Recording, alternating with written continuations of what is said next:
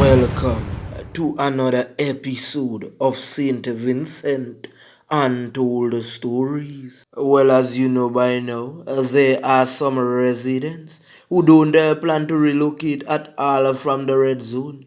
So we are going to look at why, and we are going to look at why some of them must relocate. And we are also going to look at some of the persons in the Grenadines going through hard times right now. Big ups to all of my subscribers.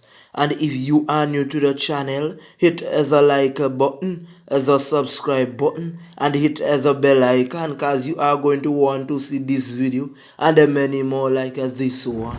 If you live in the Sandy Bay area and your house has been flooded out like 3-4 times, and anytime rain comes, there is a possibility that it would flood again, you should relocate.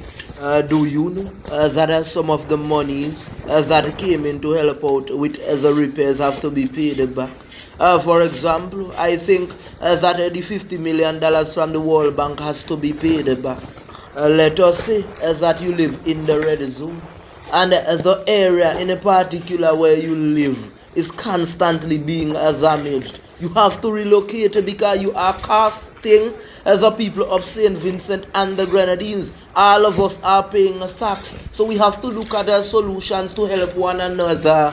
Right now, the country is in debt. We have a whole heap of debt to pay back. If the monies are coming out of your pocket to do the repairs every time your house is damaged, no problem, it's on you. But when it is on the country, then we have a situation on our hands.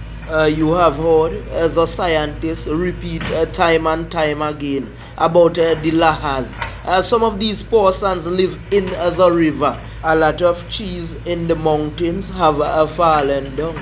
So there is a possibility that these lahars can go on for a long time. So if you know that you are in one of those areas and you have to be relocated and you are stubborn and they fix your house and the lahars come again and break it down, then it's on you. The good book says that the wise man built his house on a rock.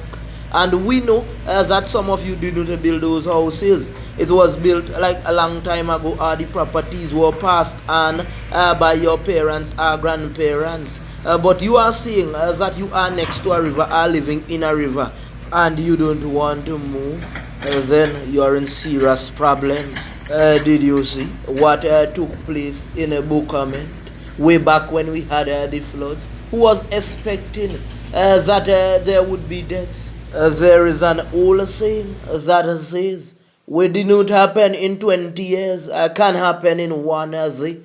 So if you are living in those areas like Sandy Bay, where you know the river is constantly coming down into your house, remember that one day it might not be the same. Have you noticed that on this program we have always defended the persons from the red zone?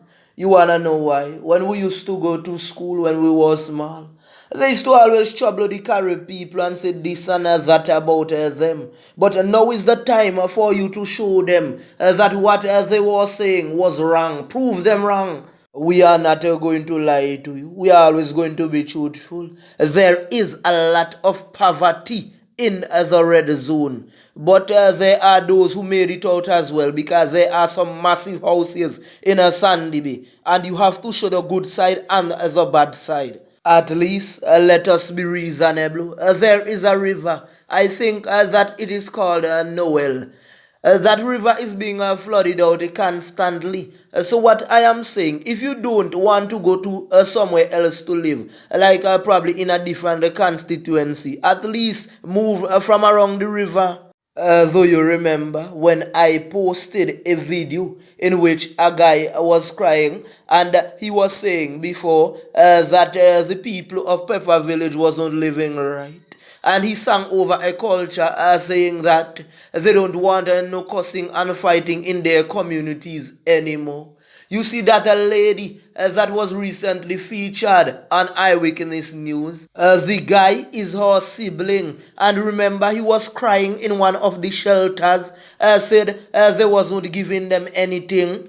At Untold Stories, we know the lady personally, and I tell you that you might be surprised at the amount of people that we know in St. Vincent and the Grenadines. So, what the lady is actually saying is what we have been repeating over and over. She's saying if you are not a party card holder, you won't get anything. No, that is one of the main factors why the country is really under extreme poverty. Because if she isn't getting anything, then her children won't get, then her grandchildren won't get any help. So the cycle goes on, and poverty keep repeating itself. To be honest, some persons would look at the structures in the communities and call that area a poverty area. But let me tell you this, there are persons who live in board houses who make a good income. Don't you see a lot of board houses in Barbados? Does that mean that everyone who lives in a board house is poor? No. And there are persons in massive wall structures that they are in so much debt that they fall under poverty as well. What the lady from Sandy Bay is basically saying, it is your entire family who has to support them. Even if one don't support, then they would not want to give you. Do you think that we don't know? They even promised little Omali a house. Remember when I did that episode with the greatest love story? Yes, they told him that they would provide a structure for him because he supported them. He was up and down all over the place on the chalk. They would come to you and encourage you to be a part of their team. When they win, they don't want to see you again. It's their families alone in the jobs for 20 years straight. Lava man, didn't you sign up to pick fruits about 2 years ago? How is that going? Did they ever call you back? The youths from the unruly team, is everyone fully employed right now? I'm just asking. Even when the force started to distribute the prime. Remember what had happened when they posted the list? Persons noticed that some of those persons on the list were original party card holders, and it caused a bacchanal, so they had to take it down.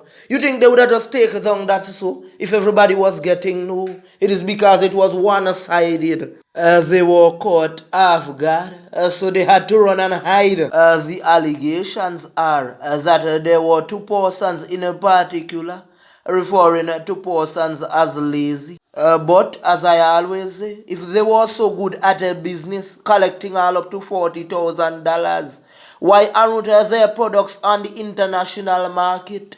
Seeing that they are the best workers with the handouts. Let us give some advice to the big man, because remember, we have to start somewhere. We have to find solutions to get us out of extreme poverty. Out of that volcano relief monies, remember, there are projects being valued at $1.6 million and so forth. Take out like $2.5 to $3 million, build a structure, buy some machines, and let us start a factory. You see, just like how you guys started the geothermal project, the allegations were that some watchmen were getting up to 2,500 per fortnight. And nothing is really wrong with that, but was the geothermal project going to bring back some income to help out the country? Why don't invest those monies in a factory and employ more people? You guys did a census, and you know how many people are not working in the households. Tell us something, those boats that came in to St. Vincent and the Grenadines, in which the fishermen can purchase. Where are they going to sell the fish? Don't we need a processing plant to can the fish?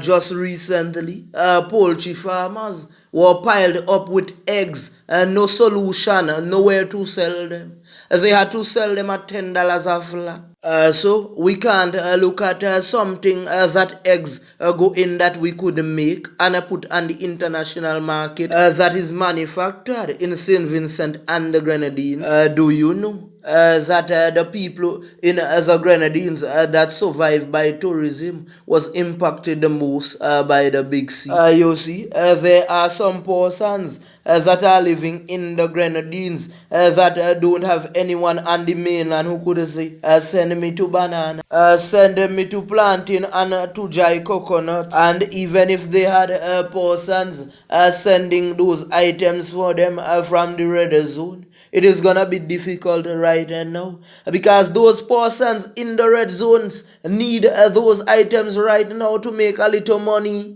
So right now we have to sympathize with the Grenadines as well. I haven't heard anyone from the Grenadines speaking out about the stimulus packages. Did you guys get from the stimulus? I wanna say this to the Vincent Shanna people.